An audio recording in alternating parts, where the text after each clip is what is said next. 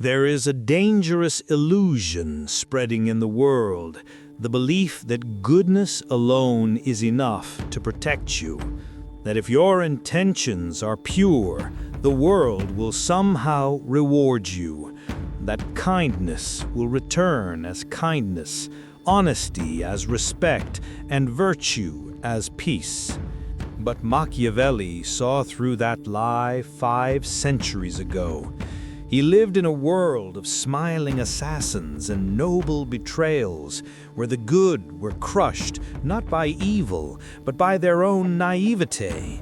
He understood something most people still refuse to accept.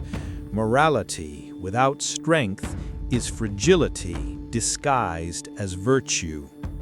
He wrote that a prince who tries to be good in all things is bound to fall, because the world itself is not good.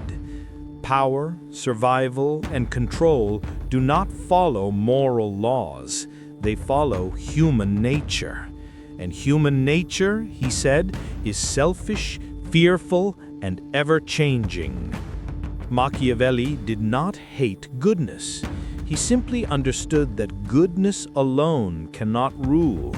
He watched idealists die in the name of purity, while cunning men built empires, and he realized, perhaps with sadness, that to remain purely good in a corrupt world is to surrender your fate to those who are not. So, he proposed something radical. Stop trying to be good. Be effective. Be aware. Be in control of when, where, and why you show mercy. Because morality, when used wisely, is not weakness, it is strategy. The modern world still punishes the naive. Good people burn out while manipulators thrive. We are told to forgive endlessly, to love unconditionally, to turn the other cheek. But no one warns us that this is how you become a convenient target. Machiavelli would tell you that a good heart without sharp eyes will be devoured. He believed that virtue should never be your default, it should be your weapon. A ruler, he wrote, must learn how not to be good, and use this knowledge only when necessity demands it, because those who cannot choose evil when required will always be victims of those who can. That sentence has been hated for centuries. It was called immoral, cynical, even satanic. But Machiavelli was not praising cruelty. He was describing reality. He was saying what others feared to say aloud, that moral purity is a luxury reserved for those protected by power. For everyone else, it's a liability. You see this everywhere. In workplaces, politics, relationships, the gentle ones are exploited. The forgiving ones are used. The patient ones are ignored. The more you try to be liked, the more you are controlled. The more you show virtue without discernment, the less your virtue is worth. So what did Machiavelli suggest instead? He taught the art of controlled morality.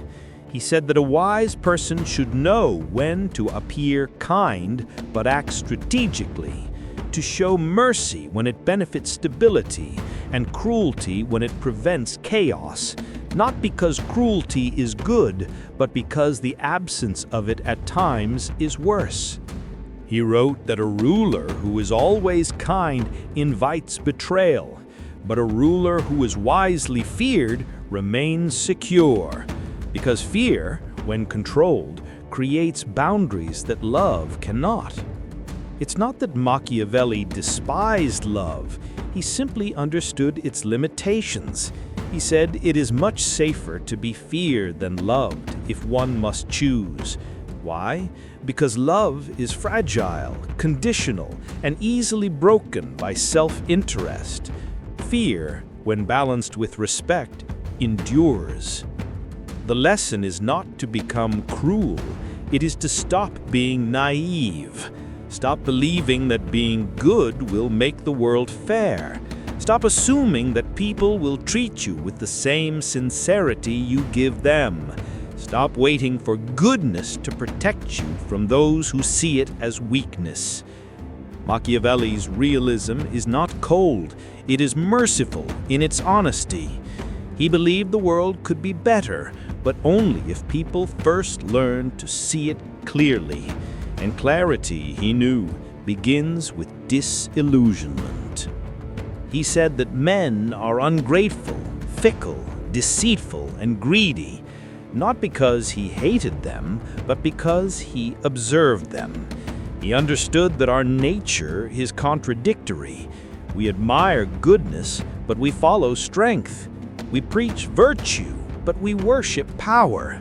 We condemn manipulation, yet we reward those who master it. Machiavelli's truth was this: a man who clings to goodness in all situations becomes powerless, but a man who learns to wield goodness as a tool becomes unstoppable. He must, however, never lose awareness, because the moment you start believing you are purely good, you stop questioning yourself, and that is when corruption begins. The paradox of morality is that it is both necessary and dangerous. Too little of it makes you monstrous. Too much of it makes you blind. The wise live in the tension between the two, guided by purpose, not appearances. To stop trying to be a good person is not to abandon ethics, but to choose integrity over approval. It is to act with reason, not guilt.